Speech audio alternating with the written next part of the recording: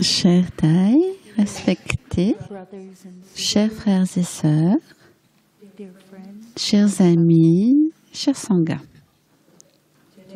Aujourd'hui, c'est dimanche 4 novembre 2018.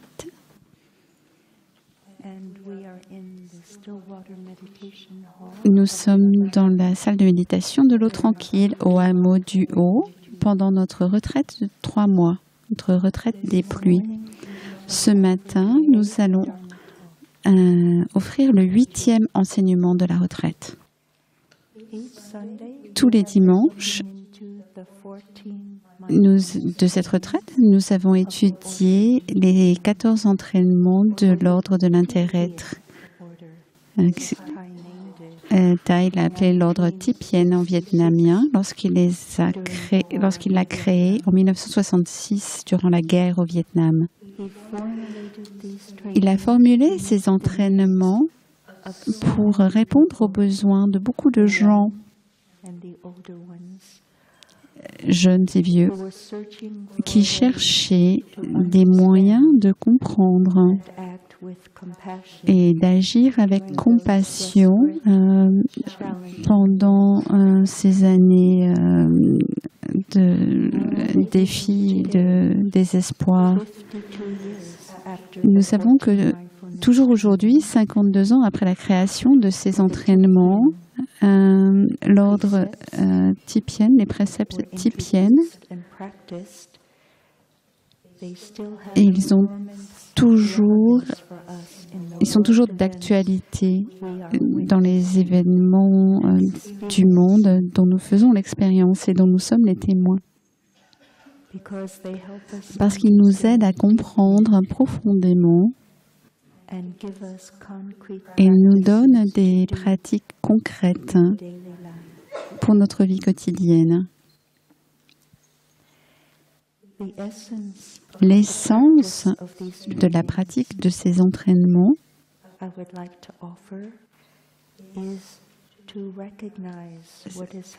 c'est de reconnaître ce qui se passe en nous et autour de nous,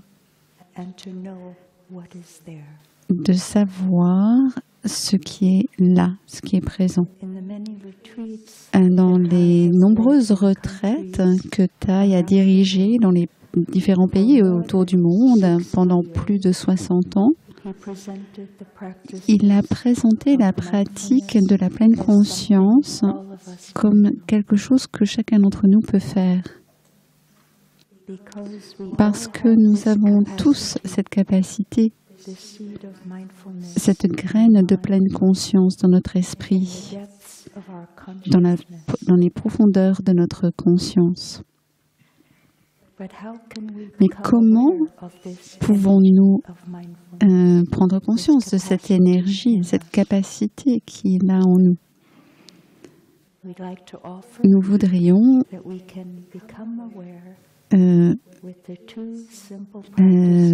expliquer comment on peut devenir capable de reconnaître cette énergie avec les 2 pratiques de base de la méditation marchée et de la respiration consciente.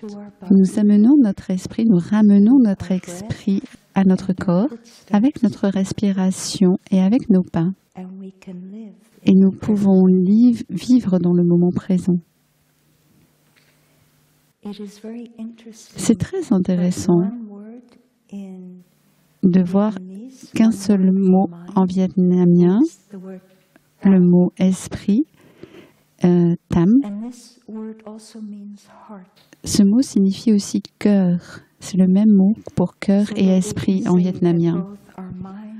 Donc, notre cœur et notre esprit sont unifiés par notre pratique dans le moment présent, avec notre pratique de la pleine conscience. Quand notre cœur et notre esprit sont établis dans la pleine conscience, nous sommes vraiment présents. Pour la méditation assise et pour la méditation marchée, pour réciter les sutras et pour pour la vie. J'inspire, je sais que j'inspire. J'expire, je sais que je suis en train d'expirer. Il n'y a pas de doute dans mon esprit. Je suis absolument sûre de mon inspiration et de mon expiration parce que je fais l'expérience de cela. En faisant l'expérience de quelque chose, je sais que cette chose est vraie, véritable. Dans le monde dans lequel nous vivons, nous ne pouvons pas toujours être certains de ce qui va se produire dans le moment suivant. Mais en inspirant et en expirant, je suis certaine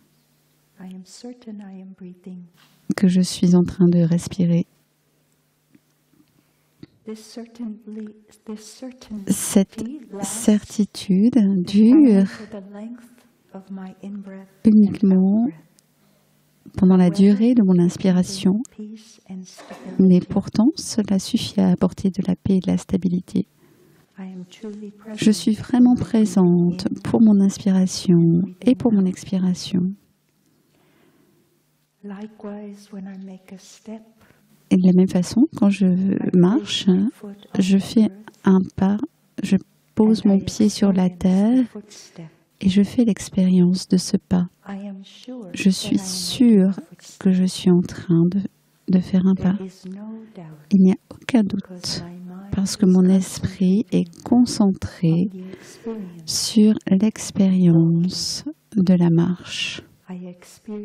Je fais l'expérience de chaque pas que je fais.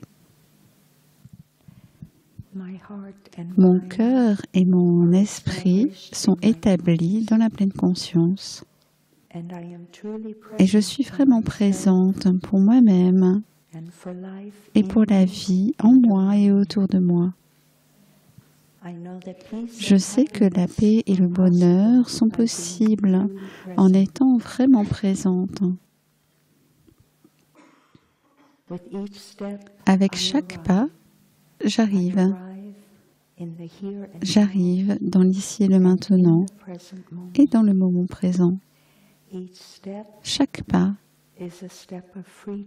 est un pas de liberté, de paix, de joie, de bonheur. Quand je suis établie dans la pleine conscience, la méditation assise, c'est une occasion de revenir à moi-même, de faire l'expérience de mon inspiration et de mon expiration.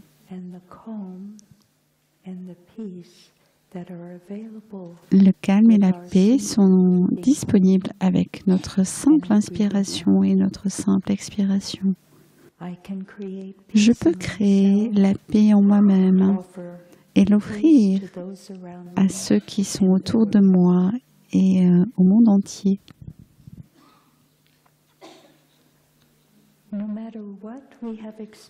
Quoi que ce soit dont nous ayons fait l'expérience dans le passé, le moment présent nous donne l'occasion de renouveler notre vie, d'être heureux, d'être paisible et d'être joyeux. Alors, vivons profondément le moment présent. Établissons-nous dans le moment présent. Quand notre cœur est établi dans le moment présent, nous avons une deuxième chance, une troisième chance, une quatrième chance d'être heureux.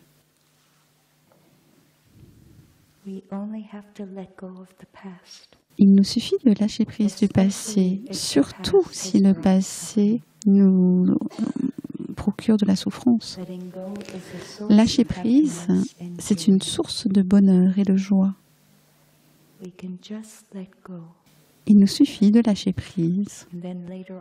Et plus tard, nous serons capables de calmer notre esprit et de regarder profondément pour découvrir les causes et les conséquences, les racines de notre souffrance.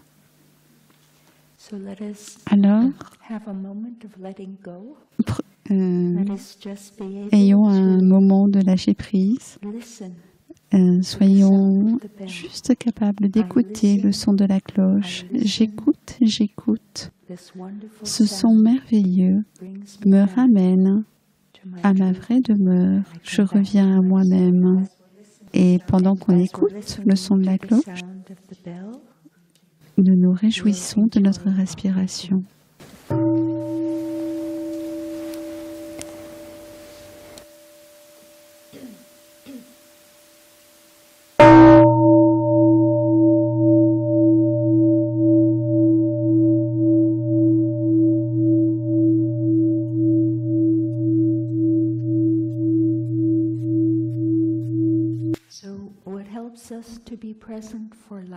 Ce qui nous aide à être présents pour la vie et à vivre la vie avec beauté et à offrir la paix dans le monde, ce sont les pratiques des entraînements à la pleine conscience.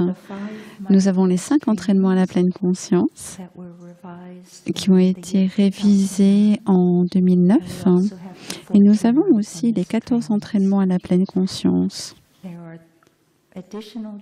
Ce sont des entraînements supplémentaires pour les monastiques qui ont déjà les 10 préceptes de novice, les 6 préceptes de Shiksamana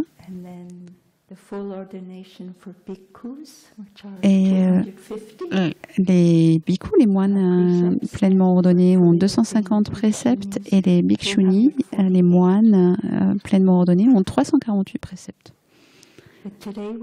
Aujourd'hui, on ne s'occupe que des 14 entraînements et uniquement le 5e et le 13e entraînement de l'ordre de l'intérêt-être. Donc le 5e s'appelle la vie saine et compatissante.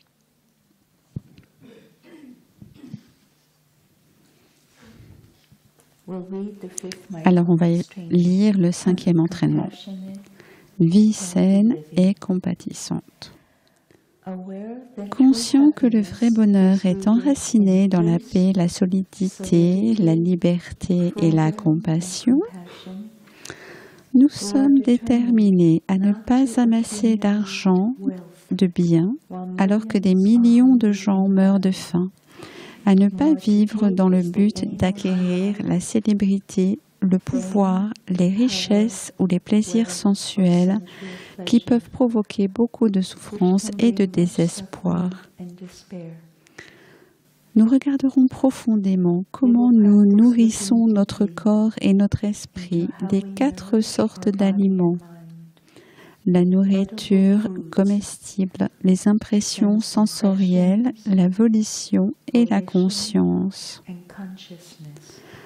Nous nous engageons à nous abstenir de jeux de hasard, d'alcool, de drogue et de tout autre produit, tels que certains sites Internet, jeux électroniques, musique, émissions de télévision, films, magazines, livres et conversations qui peuvent intoxiquer notre corps, notre conscience, ainsi que le corps et la conscience collective.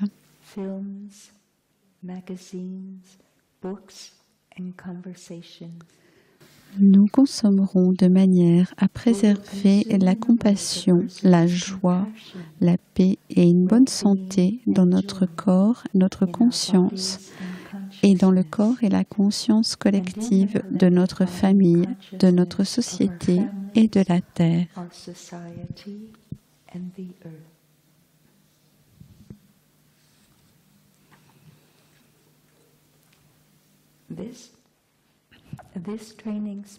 Donc, cet entraînement me parle d'un mode de vie. Créer un mode de vie sain, et apprendre à prendre soin de notre corps et de notre esprit en cultivant la compréhension et la compassion pour tous les êtres humains, tous les êtres vivants qui vivent sur cette planète. Nous ne partageons pas les conditions favorables qui sont les nôtres parce qu'il y a de la pauvreté et des personnes qui ont faim sur cette planète. Et certaines personnes meurent de cela.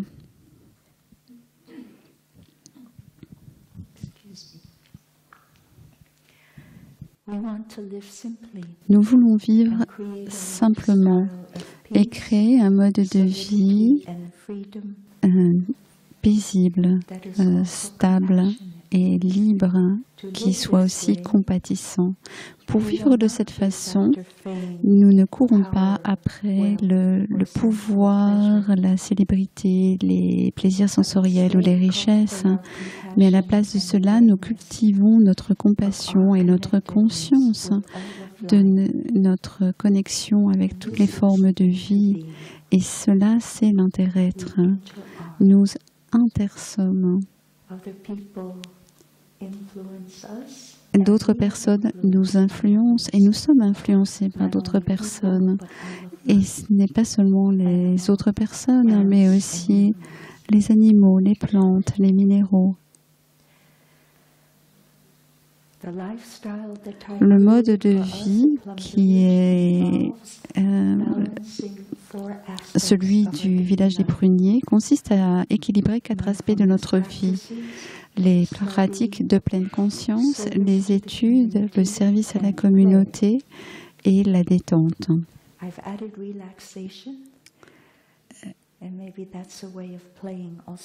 Et moi, j'aime la relaxation totale et c'est une façon de se détendre. Et il y a un jour de détente qui c'est le jour de paresse. Et ce jour, c'est demain pour tout le monde. C'est tous les lundis. En vivant cet équilibre, on trouve plus de paix et de paix intérieure et de liberté. Sont plus libres du stress. En suivant l'emploi du temps ici, on trouve de la stabilité.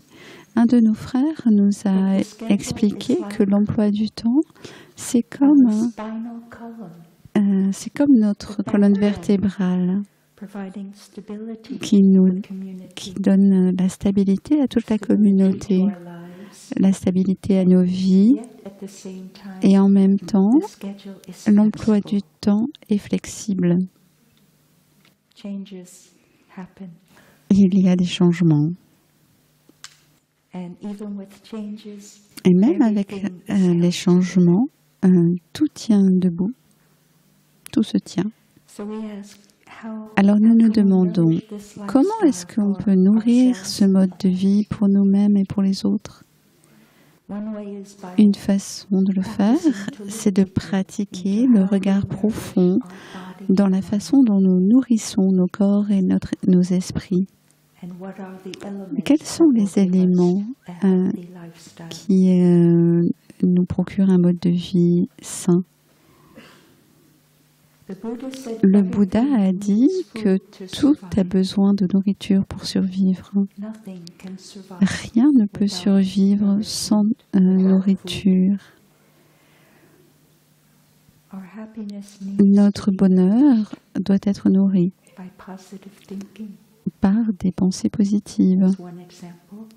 C'est un exemple. Quand nous avons des pensées négatives, des jugements, des critiques, nous nourrissons notre souffrance. Et quand nous parlons avec des paroles de colère, de jugement, et que l'on parle aux autres de cette façon, nous nourrissons leur souffrance en même temps que la nôtre. Quand nous disons des choses gentilles, quand nous disons ce que nous apprécions chez les autres, quand nous les aimons, quand nous les remercions, nous nourrissons leur bonheur. Et nous savons que Thay nous a donné une pratique merveilleuse qui est celle du renouveau. C'est la communication en pleine conscience. Et nous apprenons à utiliser la parole de façon à arroser les meilleures graines de notre conscience et dans la conscience des autres.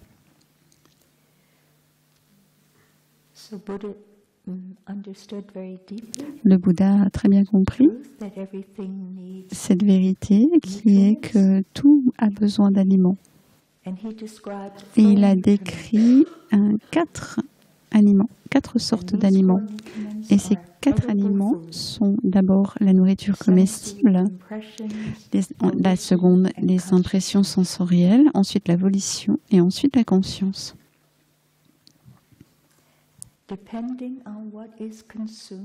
Selon ce que nous mangeons, quels sont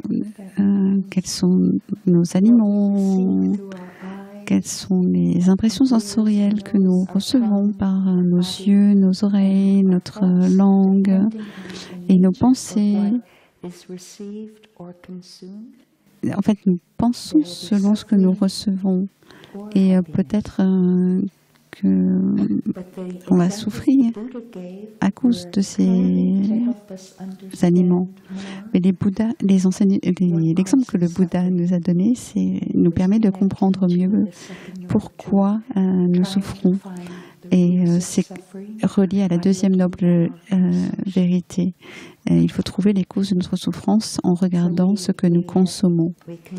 Nous consommons en consommant des aliments comestibles avec nos impressions sensorielles et aussi avec notre volition. Notre volition, c'est notre motivation, notre désir le plus profond.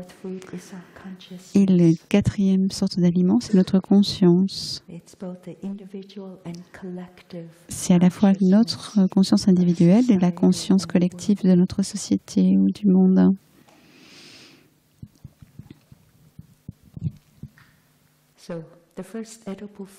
Donc, la première sorte d'aliments, c'est les aliments comestibles. Ce matin,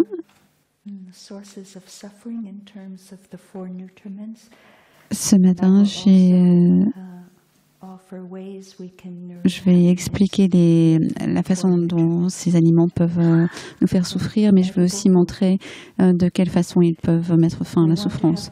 Donc d'abord les aliments collectifs, les aliments comestibles. On veut avoir de la compassion pour notre corps avec la façon dont nous mangeons.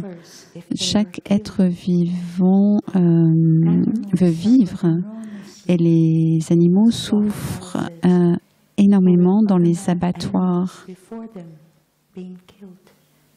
En entendant d'autres animaux être tués, ils ont peur et ils ressentent du désespoir.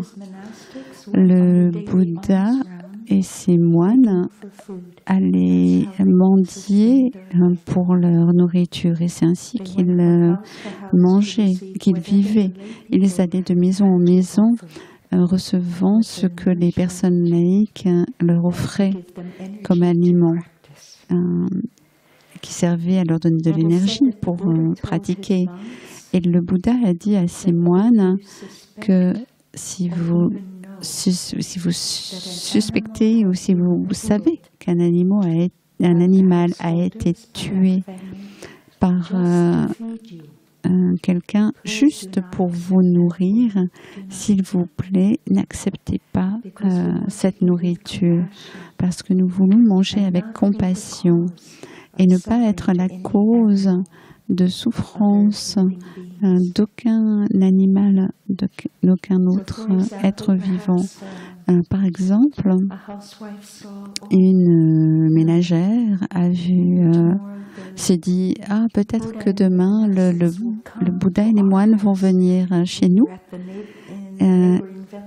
Ils sont dans le voisinage et peut-être qu'aujourd'hui ou demain, ils vont venir. Et j'aurai l'honneur, nous allons avoir l'honneur d'offrir un repas au Bouddha et à ses disciples. pour augmenter nos mérites. Et donc cette femme s'est dit, elle est allée voir son mari en lui demandant est-ce qu'on peut tuer 3 poulets pour les offrir au Bouddha? Est-ce qu'on peut les tuer? Est-ce qu'on peut tuer 5 poulets? Alors c'est peut-être une idée qu'elle a eue, mais le Bouddha ne voulait pas que cela se produise. Nous voulons manger avec compassion et de manger de façon à ce que dans ce que nous mangeons, il y ait eu le moins de souffrance possible. Par exemple, nous pouvons réfléchir à penser à une carotte. Peut-être que la carotte souffre quand elle est arrachée de la terre pour être préparée pour notre repas. Peut-être qu'il y a de la souffrance dans la carotte. Mais quand on compare la souffrance d'une plante, d'une carotte, d'un brocoli ou d'une pomme de terre, d'une asperge, si on compare cette souffrance à celle d'un agneau, ou d'un veau, ou d'une vache, on va choisir de manger la nourriture qui souffre le moins, qui fera souffrir le moins. Dans notre récitation quotidienne des 5 contemplations, on a la 4e contemplation qui est dit gardons notre compassion éveillée en ne mangeant que des aliments qui réduisent la souffrance des êtres vivants, préservent notre planète et contribuent à diminuer le changement climatique, à ne pas contribuer au changement climatique. En 2007, Thai a demandé que le village des pruniers et toutes les communautés et monastères de notre communauté passent d'un régime végétarien à un régime végétalien. Parce que cette année-là, il a appris de la part des pratiquants laïcs. Il y a 30 ans, il n'y avait pas autant d'informations. Et les informations se sont répandues. On a commencé à découvrir un peu, à mieux savoir comment les animaux étaient élevés pour produire de la nourriture. Et donc, certains de nos amis laïcs ont partagé avec Thai. Et Thai a décidé que ce serait plus compatissant pour les animaux et pour nous-mêmes si nous adoptions un régime végétalien. Merci. Donc, quand vous venez ici, vous avez la possibilité de manger vegan si vous venez pour une semaine ou pour plus longtemps. Pendant le temps que vous êtes avec nous, vous pouvez manger vegan. Et on espère que vous appréciez ça. Ce sont une cuisine merveilleuse. Et dans les pays asiatiques, il y a les recettes les plus délicates, délicieuses de cuisine végétalienne. Et maintenant, il y a beaucoup d'informations disponibles sur la nourriture saine et compatissante. Et beaucoup de recherches ont été faites sur le régime végétalien et sur la nourriture complète. Et certaines personnes disent que pour manger plus sainement, nous devrions réduire et limiter les aliments qui ont été transformés et mis en paquet parce qu'ils contiennent des additifs toxiques pour prolonger leur vie. Des conservateurs, ils contiennent trop de sucre, de sel et d'huile hydrogénée et des choses qui ne sont pas bonnes pour notre santé. Mais si vous faites ces recherches, moi je me suis contentée de regarder sur Internet, mais j'ai découvert que certaines informations sont contradictoires. Alors, je partage ça avec vous et on va se contenter de faire de notre mieux. Nous savons que si nous suivons un régime végétalien, il faut que nous prenions la vitamine B12 et de faire bien attention à avoir les 9 acides aminés nécessaires à la synthèse des protéines qui sont nécessaires à nos muscles et aux neurotransmetteurs de notre cerveau et pour avoir un bon système immunitaire. Un régime végétal peut nous donner suffisamment, mais peut-être pas tous les 9 acides aminés différents suffisants. Donc il faut manger des graines, des huiles d'olive, de l'huile de lin, des légumineuses, des légumes et des fruits. The plant-based sources of amino acids that will give us the 9 essential ones. Les sources les sources végétales vont nous donner les 9 acides aminés dont nous avons besoin, mais aussi par exemple le soja, le tempeh, la quinoa ou le sarrasin sont les bonnes sources. Il y a une controverse un peu sur le soja. Certaines personnes sont allergiques au soja, ne peuvent pas en manger.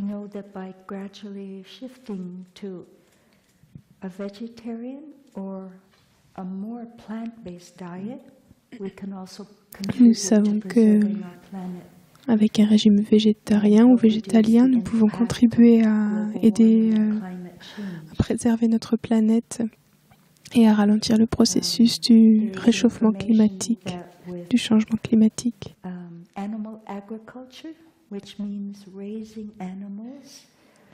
L'agriculture animale, donc quand on fait l'élevage des animaux, pour qu'ils soient élevés pour devenir de la nourriture ou produire de la nourriture, quand nous avons un élevage de vaches, par exemple, ou d'autres animaux, mais spécialement les vaches.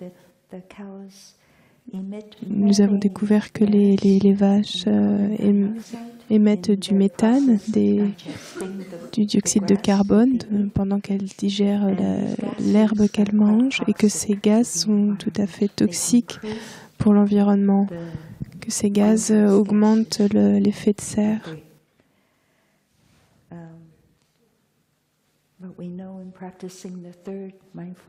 Nous savons, en pratiquant le 3e des entraînements à la pleine conscience, que nous ne forçons personne à adopter nos vues, nos perceptions, nos idées.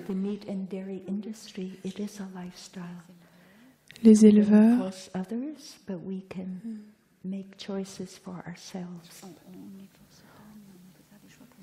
nous ne forçons personne, mais nous faisons des choix pour nous-mêmes. Au village des pruniers, nous faisons la pratique du recyclage, par exemple, et nous avons une journée sans voiture. Nous n'utilisons pas nos véhicules, et ça aide à réduire le dioxyde de carbone, les émissions de CO2. Nous préservons l'eau également comme ressource en prenant des douches plus courtes. Une des manières de consommer de l'eau, c'est mouiller son corps, d'éteindre l'eau, de se savonner et ensuite de tourner à nouveau le robinet pour se rincer. On fait cela, par exemple, dans la montagne, dans le centre de pratique du Vermont. Il y avait un centre de pratique dans le Vermont où, avec sœur Chanduk, sœur Vraie Vertu, elle était l'abbesse de ce centre et c'était en 2003 quand j'y étais, dans la salle de bain. On avait un grand bac de douche pour que l'eau soit contenue. Alors si on voulait prendre un bain, on pouvait le remplir. Et c'était comme ce que je viens de décrire. On se mouille, ensuite on éteint, on se savon et ensuite on peut se rincer en versant l'eau qui est contenue dans le bac avec un seau. Et c'est comme ça qu'on se baigne, qu'on se lave en Inde, par exemple. Je me souviens qu'au Vietnam aussi, on se baignait comme ça, on se lavait comme ça dans certains temples. Et il y a des moyens de préserver l'eau, par exemple en ne la laissant pas couler pendant une douche très longue. Une autre manière de prendre une douche pendant l'hiver, je partage ces moyens. C'est un jour sur deux. C'est comme vous voulez. Il y a une troisième méthode, mes amis, de toute façon. Nous apprenons cela. Nous avons appris cela d'une de nos sœurs qui est docteur dans la médecine chinoise traditionnelle. Elle a un grand savoir et elle a beaucoup pratiqué cette médecine avant d'être ordonnée. Et c'est basé sur les méridiens et tout ce qu'elle connaît de cette médecine. Et elle dit que l'hiver, on peut prendre une douche, d'abord mouiller notre corps de la taille jusqu'aux pieds. Ensuite, on éteint l'eau, on se savonne et on rince. Et la deuxième partie de notre corps, c'est du cou jusqu'à la taille. Nous allons mouiller, éteindre, savonner, même procédure, et rincer. Et donc ça mouille les jambes également, mais ça va. Et elles sont mouillées mais chaudes parce que l'eau chaude coule sur ces parties du corps. Et la troisième partie, c'est notre tête. Nous mouillons la tête, nous savonnons et nous rinçons. Donc on prend la douche de bas en haut.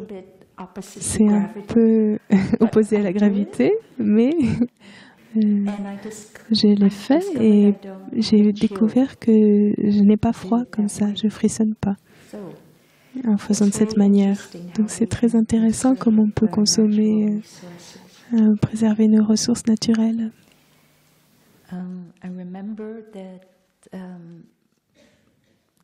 Je me souviens qu'il y avait le besoin de réduire l'énergie nucléaire. Donc on produit des ampoules économiques depuis longtemps, elles sont disponibles sur le marché. Et quand elles ont été produites la première fois industriellement, je me souviens qu'en Australie, le Premier ministre a décidé que tout le pays allait changer pour ces ampoules. Et qu'ils allaient utiliser des ampoules des LED. Qui économisent beaucoup d'électricité. Maintenant, on utilise aussi ces LED. Et nous sommes capables d'aider par différents moyens. Et chaque effort est vraiment une aide, même si on ne voit pas le résultat global, on ne le voit pas immédiatement. Pourquoi ne pas faire une pause maintenant? On peut développer l'habitude de faire une pause et de ramener dans notre vie quotidienne l'habitude de la pause. Une pause, s'arrêter et se réjouir de notre respiration. Nous pouvons le faire en écoutant un son de la cloche.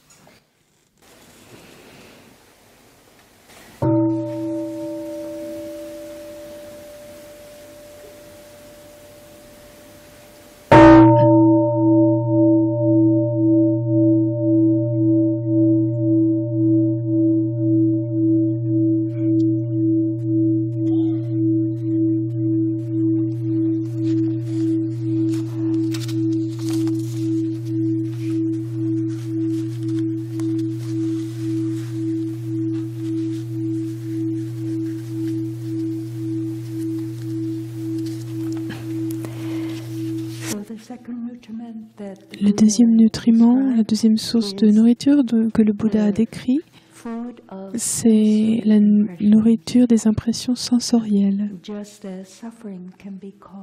Tout comme la souffrance peut être causée par manger sans compassion, le Bouddha dit aussi que la souffrance peut être causée par et est causée si nos 6 organes des sens, nos yeux, nos oreilles, notre nez, notre langue, notre corps et notre esprit, si ces organes des sens sont en contact avec des objets qui peuvent blesser, qui font du mal, comme regarder des films violents, écouter, entendre des gens qui se battent, qui se disputent,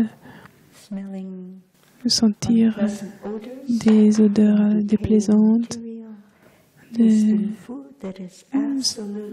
goûter de la nourriture qui est trop complètement acide ou pas du tout fraîche, ou la violence contre notre corps, les abus physiques et aussi des pensées négatives et des pensées qu'on ne peut pas arrêter. Donc, ce que nous recevons à travers nos 5 organes des sens va activer, réveiller des graines en nous qui contiennent l'expérience et la mémoire qui normalement sont endormies dans la conscience la plus profonde, dans notre conscience profonde. Et ce que nous recevons avec la violence, la peur, l'avidité, ça va réveiller des expériences que nous avons eues dans le passé, qui ressemblent aux expériences que nous voyons maintenant. Alors ces expériences du passé peuvent se manifester et monter à nouveau en nous. Et nous allons vivre ces expériences du passé à nouveau. Alors notre pratique de la pleine conscience nous aide à être en contact avec quelle émotion est en train de surgir, quelle pensée, quelle sensation. Et on peut prendre soin de tout ce qui remonte du passé en nous arrêtant, en nous calmant, en nourrissant notre confiance que le passé n'est plus là. Nous vivons maintenant dans le moment présent. Les choses sont différentes. Maintenant, nous sommes en sécurité. Alors on peut utiliser notre pleine conscience, nos pratiques de la pleine conscience de base pour revenir au moment présent et se calmer. Les entraînements à la pleine conscience nous invitent à ne pas aller sur certains sites internet, de regarder certains films ou lire certains livres ou écouter certaines conversations qui créent de la souffrance en nous. Nous avons besoin de nous protéger. Tout comme notre peau protège notre corps de ce qui pourrait nous blesser, nous avons besoin de notre pleine conscience pour nous aider à ne pas arroser nos graines de souffrance en étant en contact avec ce qui est toxique. Je voudrais partager avec vous une expérience que certains d'entre nous, il y a un petit groupe de monastiques qui ont fait cette expérience. Nous sommes allés dans un pays une fois pour partager les pratiques et mener des retraites et des journées de pleine conscience avec les sanghas locales. Et nous sommes revenus d'une des activités de l'après-midi et pour revenir à l'endroit où nous logions pendant le temps où nous restions là-bas. Et on a utilisé le métro. Et il y a un frère qui est très habitué, qui connaît bien cette ville et qui nous guidait pour faire les changements de métro.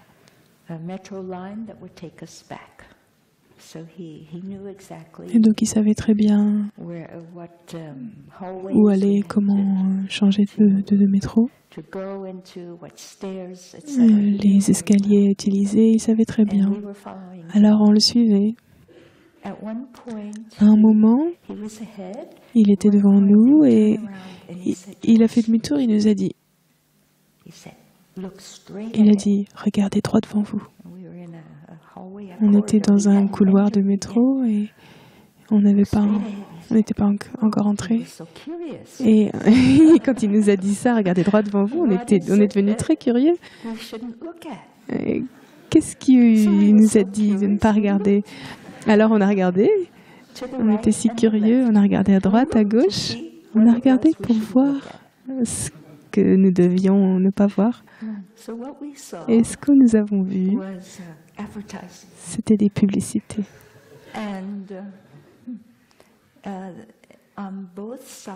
Et des deux côtés, aussi bien à gauche qu'à droite, il y avait des photos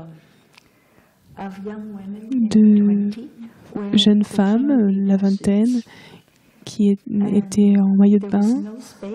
Et il n'y avait pas d'espace entre les jeunes femmes. Il y avait juste... Vous ne pouvez pas poser vos yeux entre chaque corps. Ils étaient trop près. Il n'y avait pas d'espace pour regarder ailleurs, aussi bien à gauche qu'à droite de chaque femme.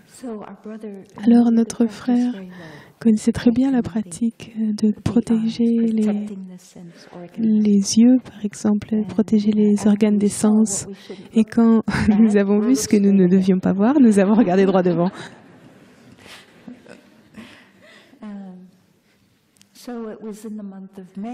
C'était en mai, alors bien sûr, c'était le moment où tout le monde pensait à aller à la plage et à s'acheter un maillot de bain.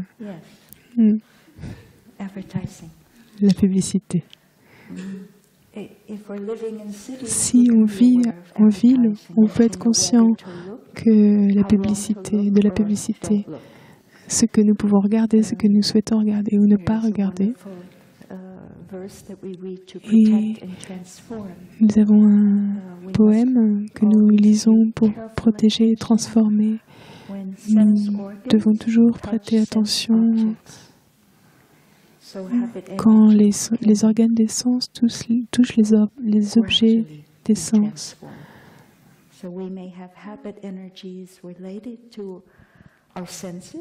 On peut avoir des énergies d'habitude qui sont liées à nos sens, peut-être à notre goût, notre façon de manger, nos habitudes d'énergie, ces énergies d'habitude qui se sont formées alors que nous utilisons nos organes des sens et que nous entrons en contact avec les objets des sens.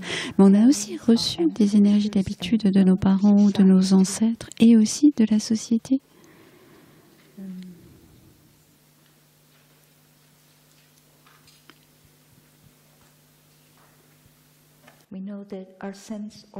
Nous savons que nos organes des sens peuvent aussi nous apporter du bonheur. Ce n'est pas seulement ils ne nous apportent pas que de la souffrance, ils peuvent aussi nous apporter du bonheur. Il y a 5 formations mentales universelles qui sont présentes. Et la première, c'est le contact de nos yeux avec ce qui nous entoure. Et il faut porter un peu plus d'attention à ce qui est devant nous. Il y a le contact, l'attention. Et s'il y a quelque chose, si c'est quelque chose d'agréable, on aura peut-être une sensation agréable. Et il y a aussi la perception. On va peut-être se dire, oh, c'est vraiment joli. Et la volition, c'est la dernière formation mentale. Et la volition va parfois nous mener à l'action. Contact, attention, sensation, perception, volition. Donc, c'est les 5 formations mentales universelles. Et si on ne peut pas être conscient des 5 étapes, il faut s'arrêter.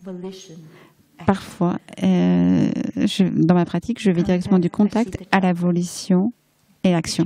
Contact, je vois le chocolat, je le prends, je le mange. Mais quand la pleine conscience est là, contact, je ne veux pas de sucre, donc je ne touche pas le chocolat. Donc, notre pleine conscience peut nous aider. Faire s'élever cette pleine conscience va nous aider à nous arrêter à temps. Je voudrais partager un petit événement très court, très agréable, en utilisant les oreilles. Donc, c'est l'histoire de quelqu'un qui allait voir un maître zen et qui lui a dit « Comment est-ce que je peux entrer sur le chemin ?» Et le maître lui répondit « Est-ce que tu entends le son d'un torrent de montagne ?» Oui, j'entends ce son. Et le maître lui a dit « Entre là. » Et c'est magnifique, n'est-ce pas? Le maître disait, sois présent, établis ta pleine conscience, va près du torrent, l'écoute, écoute-le avec toute ton attention, écoute-le avec ton cœur. Écoute-le avec ton cœur et ton esprit établi dans la pleine conscience. Arrête de penser au passé ou au futur. Contente-toi d'être présent. Et là, tu pourras entrer sur le chemin de vivre profondément dans le moment présent, avec paix, solidité, liberté. Nous savons que le maître ne voulait pas dire « va à la montagne, enlève tes chaussures et entre dans le courant », mais il s'agissait d'entrer d'une autre façon. Le troisième aliment, c'est la volition. Donc la volition, on dit que c'est notre motivation, notre désir profond, ce qui nous entraîne à agir, à parler. On peut dire aussi que c'est le but de notre vie. Si nous voulons la célébrité, le pouvoir et qu'on a beaucoup d'ambition, on va poursuivre ces choses à tout prix, même si ça signifie que nous n'aurons plus le temps d'être présents pour notre famille ou nos bien-aimés et de ne plus être présents pour nous-mêmes. Cette sorte de volition produit de la souffrance. Donc nous ne voulons pas avoir à poursuivre l'argent, les possessions matérielles. Parfois, nous ne pouvons pas nous arrêter. La volition est parfois reliée à des énergies d'habitude très fortes et cette énergie d'habitude nous pousse à faire quelque chose et à répéter cette action qui produit de la souffrance. Alors, une façon de changer notre volition consiste à changer le mode de vie et de reconnaître la souffrance que notre mode de vie cause à nos amis et à notre famille. Donc, regardons profondément pour voir ce qui nous empêche d'être libres. Où sommes-nous pris? Quelles sont les idées qui nous attachent à notre désir d'atteindre ceci ou cela? Donc on a besoin de l'aide et du soutien de notre famille et de nos amis et de notre sangha pour nous aider à nous souvenir et à voir que nous sommes en train de suivre nos énergies, les mêmes énergies que nous voudrions changer. Donc, on a besoin de sanghas et d'amis qui ne vont pas nous juger, mais qui nous apporter leur soutien et leur pleine conscience pour nous aider à transformer ces énergies d'habitude. Nous savons que la volition peut avoir un effet très positif et une façon très positive de s'exprimer. Si nous voulons aider les autres, nous voulons leur offrir la joie et le bonheur et nous voulons soulager leur souffrance. Et si notre aspiration profonde est de guérir notre planète, on peut le faire en travaillant dans la permaculture, dans des fermes joyeuses, au village des pruniers. Et cette volition ne va pas créer de souffrance. Donc, c'est les aspirations profondes d'un bodhisattva. Ce sont des façons de vivre qui vont nous aider à prendre soin de nous et aussi des autres. Il y a 10 jours, il y a eu une ordination de 10 novices, 7 moines et 3 moniales. Et ils ont l'aspiration profonde d'être des bodhisattvas. Et ils ont choisi un mode de vie qui leur permet de réaliser leur aspiration. Et ils ont tous répété le vœu: me débarrassant de ma chevelure, je fais de grands vœux aujourd'hui de transformer toutes mes afflictions de façon à apporter le bonheur à tous les êtres vivants. Tous ceux qui sont ici, toutes les personnes qui sont venues au village des pruniers, vous avez tous la volition de pratiquer, d'apprendre plus au sujet de la pleine conscience et de transformer vos souffrances pour apporter le bonheur à tous les êtres. Ce n'est pas limité à un groupe particulier de personnes. Nous avons tous cette volition. Les membres de l'ordre de l'intérêt ont aussi cette volition, cette aspiration. Et ils guident la pratique dans les sanghas, dans le monde entier, pour aider les gens qui pratiquent les 5 entraînements et les 14 entraînements. La vérité, c'est que nous sommes tous des bodhisattvas. Réjouissons-nous de notre mode de vie. La quatrième sorte d'aliment, c'est la conscience. Notre conscience, notre esprit est influencé par l'environnement dans lequel nous vivons et travaillons, mais aussi par les pensées, par nos pensées. Donc nous devrions faire très attention à l'environnement dans lequel nous travaillons, à notre environnement de travail, parce que l'environnement arrose des graines dans les profondeurs de notre conscience. Si nous sommes dans un environnement où les gens pratiquent les 5 et les 14 entraînements, où il y a du respect de la vie, du respect des propriétés des autres et un engagement à avoir une communication aimante et à la consommation en pleine conscience, alors notre conscience va être nourrie positivement. Et sera très saine, elle sera vraiment en bonne santé. Elle sera nourrie par ce qui est frais et beau et il n'y aura pas de souffrance. Mais si nous sommes dans un environnement collectif plein de haine, de violence, de peur, de discrimination et d'intolérance, alors la souffrance va se manifester. Cet environnement va produire de la souffrance dans notre conscience. Et ce genre d'environnement peut aussi produire de la souffrance dans nos familles, dans notre société et à la Terre tout entière. Donc nous voulons transformer la conscience collective de cette planète. Et nous pouvons le faire. Nous le faisons en nourrissant notre corps et notre esprit avec la pratique des entraînements à la pleine conscience. Alors, prenons un moment pour nourrir la paix et la relaxation, la détente en écoutant un son de la cloche.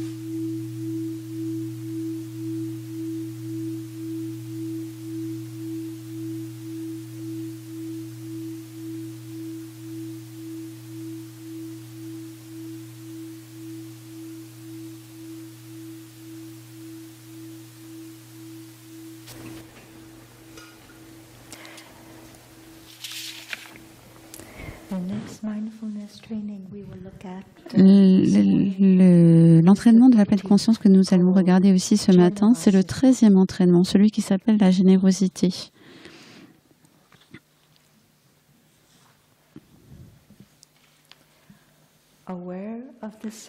Conscient de la souffrance provoquée par l'exploitation, l'injustice sociale, le vol et l'oppression, nous nous engageons à cultiver la générosité dans notre manière de penser, de parler et d'agir.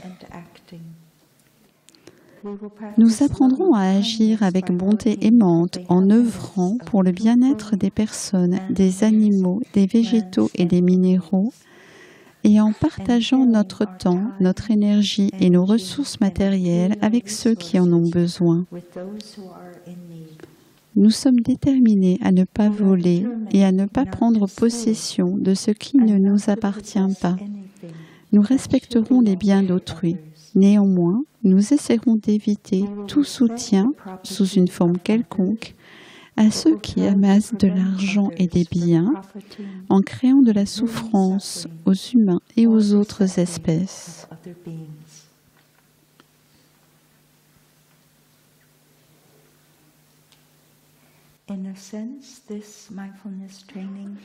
Donc, d'une certaine façon, cet entraînement est aussi un mode de vie. Il nous invite à cultiver les qualités de générosité en nous-mêmes de façon à apporter du bonheur aux autres. Nous pouvons remarquer que nous avons cette qualité quand nous voulons partager notre temps et notre énergie et nos ressources matérielles pour aider les autres. Mais ça ne signifie pas que nous ayons de l'argent ou des ressources matérielles à donner. La générosité se reflète dans notre façon de penser, de parler et d'agir.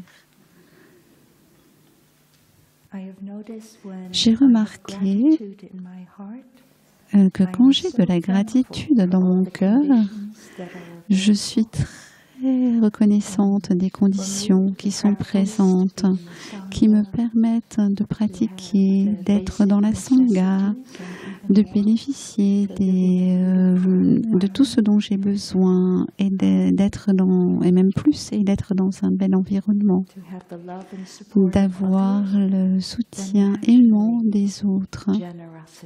Et ainsi, quand c'est comme ça, la générosité coule naturellement de mon cœur. Quand nous voyons que les gens qui viennent avec nous sont tellement généreux en offrant leur temps et leur énergie, ils offrent leur soutien matériel de façon tellement diverses.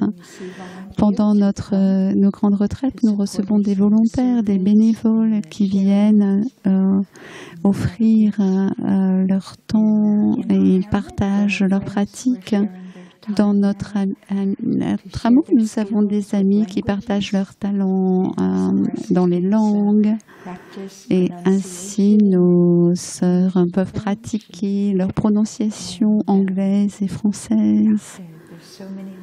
Et il y a tellement de façons dont la générosité s'offre et peut s'offrir. Nous avons appris d'un de nos moines aînés, et il a raconté dans un enseignement, quelqu'un est venu le voir en lui disant qu'il avait beaucoup de mal à donner et qu'il voulait de l'aide pour être capable de changer et d'être capable de donner. Et le frère lui a dit, j'espère que l'histoire est correcte, mais en tout cas elle me plaît, alors c'est pour ça que je la partage avec vous. Donc le frère lui a donné une pomme et lui a dit, voilà, mets la pomme dans ta main droite. Maintenant, donne la pomme à ta main gauche. Et maintenant, donne la pomme à ta main droite à nouveau. Et continue à faire ça. Continue à te donner la pomme à toi-même. Et puis la main gauche à donner à la main droite, et la main droite à donner à la main gauche, etc. Et le retraitant dit que ça avait été très efficace. Nous voulons nous donner aussi à nous-mêmes ce dont nous avons besoin. Parfois, on a besoin d'un peu plus de temps pour nous-mêmes, un peu plus d'espace, un peu plus de repos, un peu plus de ceci, de cela. Et ça veut dire qu'on a pris le temps d'être en contact avec nos propres besoins. Quand nous savons ce que sont nos besoins, on peut demander le soutien des autres. Les gens savent comment ils peuvent nous aider. On peut demander aussi. Et je me rends compte aussi, j'ai aussi découvert que quand il y a de la générosité dans mon cœur, parfois on vole parce qu'on a peur de ne pas avoir assez, et qu'on a peur que ceux qu'on aime ne vont pas avoir assez. Et on voudrait avoir certaines choses, et peut-être que le vol est souvent basé sur la peur du futur ou même la peur par rapport au moment présent. Il y a de plus en plus de formes de vol. Autrefois, on pensait que le vol, c'était cambrioler une banque. Maintenant, on se rend compte qu'il y a d'autres formes qu'on peut voler à travers Internet, et qu'il y a des façons de voler par Internet, qu'on peut pirater des comptes Internet, des emails aussi. On ne voit pas la personne, mais quelqu'un d'autre va nous le dire. Quelqu'un vient d'accéder à ton compte. Est-ce que tu veux le sécuriser? Oui, mais en fait, ce n'est pas vraiment ce qui se passe.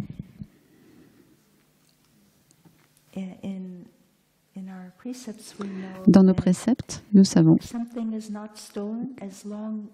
que quelque chose n'est pas volé tant qu'il nous a été donné.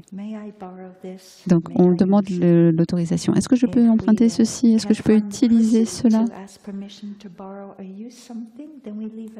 Et quand on ne peut pas trouver la personne, on peut laisser un petit mot. Je ne t'ai pas trouvé, mais je t'ai emprunté ton stylo. Et je vais le rendre. Les entraînements à la pleine conscience nous aident à nous souvenir que nous n'avons pas besoin de voler. On peut prendre le temps de voir que nous avons assez et que nous pouvons demander si nous avons besoin de quelque chose. La générosité et la gratitude sont une façon que cultiver et de nous prévenir contre l'énergie de vol. Un jour, dans un groupe de discussion, une retraitante nous a dit que dans sa famille, elles ont un pot de gratitude. Et toute la famille, tous les membres de la famille, prend chacun son tour, écrit une gratitude, une chose pour laquelle cette personne a de la reconnaissance. Dès qu'elle ressent cette gratitude, elle l'écrit et hop, elle la met dans le pot. Et de temps en temps, la famille se réunit et ils ouvrent le pot de gratitude et ils lisent les petits billets. Et ça crée un cercle d'amitié. Et c'est merveilleux. Et c'est un moment très heureux. Alors certains d'entre nous font cela pendant notre retraite de 3 mois. J'invite tout le monde à écrire une gratitude, peut-être quotidiennement si on peut, et on peut la mettre dans un petit pot. Et une fois par semaine, on peut lire toutes les gratitudes, tout ce pourquoi nous sommes reconnaissants. Alors, en continuant à regarder dans la générosité, en fait, c'est une pratique que l'on peut faire quand on veut soulager la souffrance causée par l'exploitation, la justice sociale, l'oppression, le vol. Alors, on veut réfléchir à des façons comment donner pour aider les autres. L'exploitation, l'injustice sociale, l'oppression, le vol se manifestent sous de nombreuses formes aujourd'hui et créent beaucoup de souffrance pour ceux qui subissent ces situations. Ces situations existent dans de nombreux pays et dans des pays que l'on appelle les pays en voie de développement, en Afrique, en Asie, en Amérique centrale et en Amérique du Sud, dans les Caraïbes.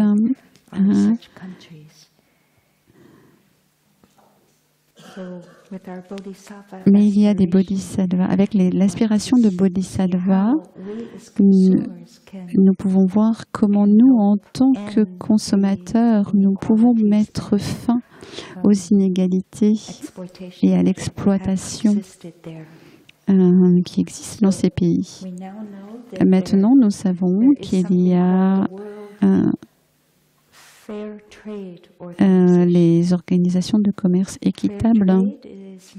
Le commerce équitable rassemble maintenant 230 pays dans 70 pays. En France, il y a l'organisation la plus importante s'appelle Éthicable.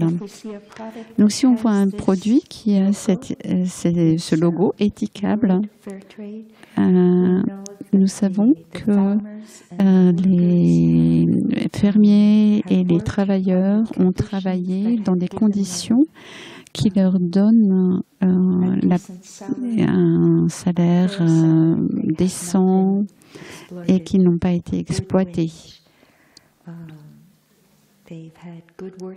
qu'ils sont de bonnes conditions de travail et qu'ils ont leur mot à dire dans la façon dont leurs produits sont vendus et qu'ils ont sans doute aussi un habitat décent et une assurance sociale. Donc, si nous voulons acheter de façon consciente, il faut essayer de s'assurer de cela. Les produits équitables que nous pouvons acheter, il y a certaines bananes, certains chocolats, certains cafés, certains thés, certains cotons, certaines fleurs, certaines farines, certains sucres. En tant que consommateurs, nous savons que nous pouvons peut-être payer un tout petit peu plus cher, et c'est l'expression de notre générosité en achetant ces produits. Et Nous savons que ainsi les personnes des pays en voie de développement qui ont produit ces choses pourront vivre mieux. Une autre pratique, une façon de pratiquer la générosité consiste à soutenir les projets humanitaires au Vietnam que Thaï et Sœur Chan Kong ont créé pour soulager la souffrance des enfants au Vietnam. Ces programmes humanitaires existent depuis 42 ans maintenant et nous pouvons les soutenir en adoptant un enfant de 2 ou 3 ans dans les écoles maternelles, des montagnes éloignées, aussi dans les petits villages de pêcheurs du centre du Vietnam. Ces enfants ont des parents qui travaillent toute la journée et ces enfants restent seuls. Mais grâce à notre soutien, il y a des écoles maternelles et des programmes qui ont été développés. Et là, les enfants peuvent avoir des activités et sont assurés aussi d'avoir des repas de midi décents. Et ils ont des enseignants qui prennent soin d'eux. Et avec aussi peu que 1 euro par jour, on peut prendre soin d'un enfant. Et si vous n'avez pas 1 euro par jour, vous pouvez donner 10 euros par mois.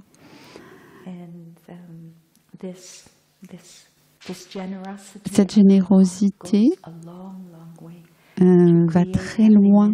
Elle permet de créer du bonheur et du bien-être pour les générations futures.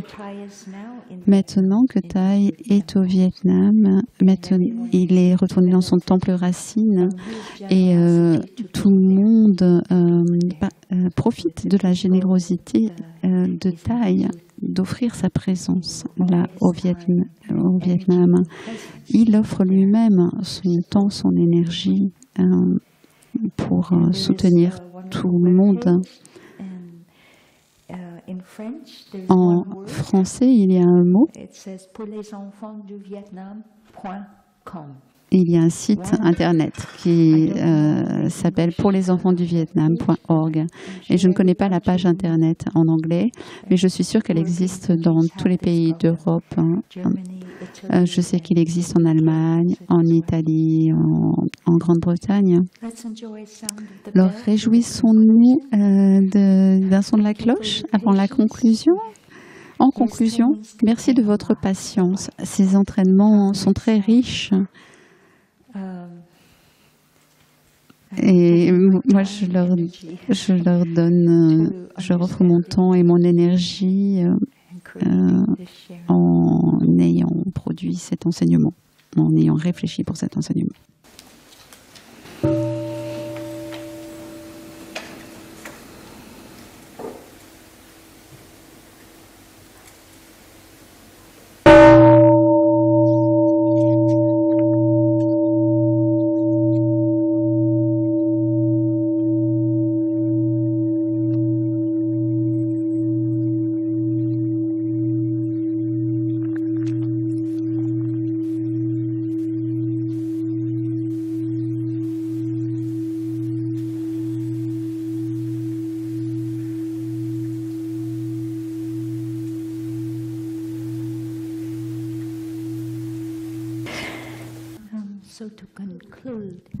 Pour conclure,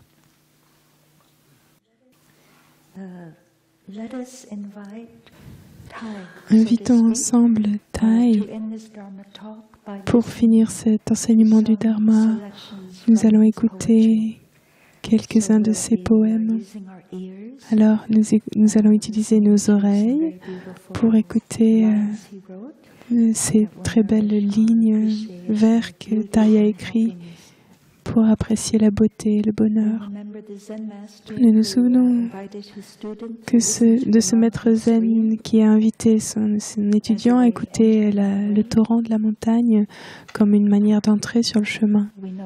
Nous savons que Tai est déjà entré sur le chemin il y a longtemps, et en devenant un moine, et il est déjà entré sur le chemin, mais il a écrit dans un de ses poèmes: « Je vois une source claire qui coule dans les fissures de la terre.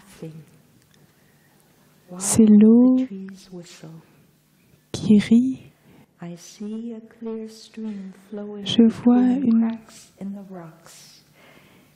un ruisseau clair qui coule dans les fissures de la terre. C'est l'eau qui rit. Ensemble, nous célébrons une matinée de paix. Acceptons-nous l'un l'autre.